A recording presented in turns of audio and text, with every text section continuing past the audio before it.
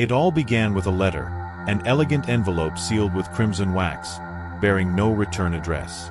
It arrived one chilly autumn morning at the apartment of Daniel Carter, a 28-year-old freelance writer living in a small, uneventful town. The envelope stood out amidst the usual bills and junk mail, exuding an air of mystery that immediately piqued his curiosity. Inside, he found an invitation. You are cordially invited to experience the unparalleled luxury and wonders of the Crimson Manor Hotel. All expenses paid. Check-in anytime. Room guaranteed for life. There was no name or sender, just those words and a small golden key attached to the bottom of the letter.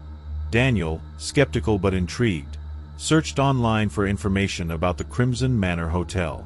Oddly, there were no reviews, no website, no photos, only whispers on obscure forums about a legendary hotel that catered to an elite few. Daniel had nothing to lose. He was struggling with work, lonely, and bored with his monotonous life. The prospect of a luxurious escape, especially one that wouldn't cost him a dime, was too tempting to resist. The directions provided in the letter led Daniel to a remote road shrouded in fog. After hours of driving, he finally arrived at the grand gates of the Crimson Manor Hotel. The building loomed before him, an architectural masterpiece of Gothic design with towering spires, intricate stone carvings, and an eerie glow emanating from its stained glass windows. As Daniel stepped through the massive oak doors, a butler dressed in impeccable black attire greeted him. "Mr. Carter, we've been expecting you," the butler said with a polite bow. "Welcome to the Crimson Manor. Allow me to escort you to your room." The interior was breathtaking.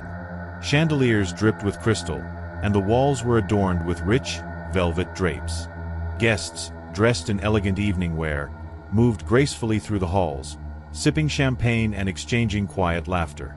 Daniel was shown to a lavish suite that seemed plucked from the pages of a royal fairy tale. The bed was draped in silk sheets, and the windows overlooked sprawling, moonlit gardens. "Your key, sir," the butler said, placing the golden key from the invitation on the bedside table. "If you need anything, do not hesitate to ask. Enjoy your stay." It wasn't long before Daniel noticed a small booklet placed on his nightstand. It was titled Guidelines for a Pleasant Stay. The rules were simple yet oddly specific. Do not leave the hotel grounds. All meals will be provided. Please refrain from bringing outside food or drinks. Guests are not permitted to enter the staff quarters. Always lock your door at night. If you hear whispers in the halls after midnight, do not investigate. Checkout is not an option. The final rule made Daniel pause. Checkout is not an option? Surely, it was some kind of joke. Shrugging it off, he decided to enjoy the luxury while it lasted. Determined to find answers, Daniel began exploring the hotel's less-traveled areas. He discovered hallways that seemed to stretch endlessly, doors that led to nowhere, and mirrors that reflected things he couldn't see in the room. The grandeur of the hotel now felt like a facade, hiding something far more sinister. He decided to break one of the rules, to enter the staff quarters. Late one night, he found a hidden staircase leading to the basement.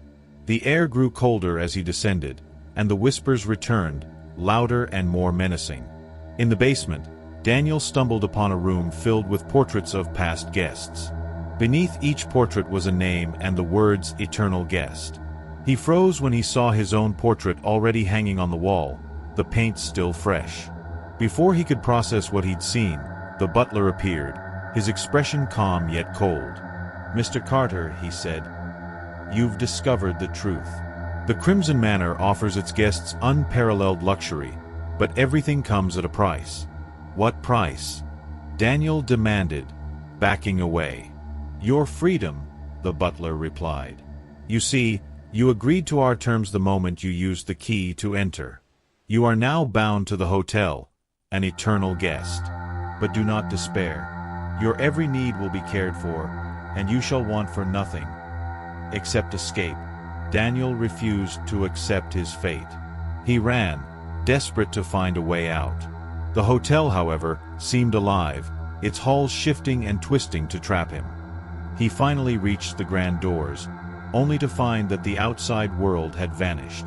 Beyond the threshold was nothing but darkness. The first few days were surreal.